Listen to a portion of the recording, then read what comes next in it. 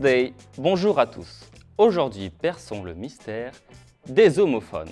Mais qu'est-ce qu'un homophone? Un homophone, ou plutôt des homophones, sont des mots qui s'orthographient de manière différente, ont une signification différente, mais se prononcent de la même façon. Prenons l'exemple suivant. Le ver vert va vers le ver vert. Comment ça, vous ne comprenez pas? Encore une fois.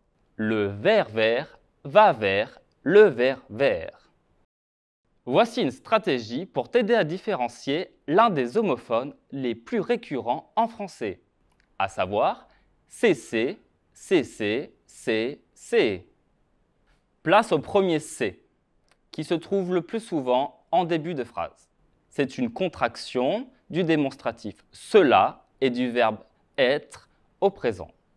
Il va permettre de désigner une personne ou un objet. Prenons l'exemple suivant, c'est mon chien le plus beau. Le deuxième C se construit avec le pronom personnel ce, suivi du verbe être au présent. C est toujours précédé par un sujet à la troisième personne du singulier. Prenons l'exemple suivant, mon chien s'est lui-même arraché une griffe. Le troisième C est un déterminant possessif de la troisième personne du singulier. C est toujours suivi d'un nom au pluriel. Toujours avec mon chien mange ses croquettes. Quatrième C. C est un déterminant démonstratif qui se trouve généralement devant un nom. C désigne des personnes ou des objets que l'on montre ou que l'on a déjà nommés. C est toujours suivi d'un nom au pluriel. Prenons l'exemple de mon chien, encore une fois.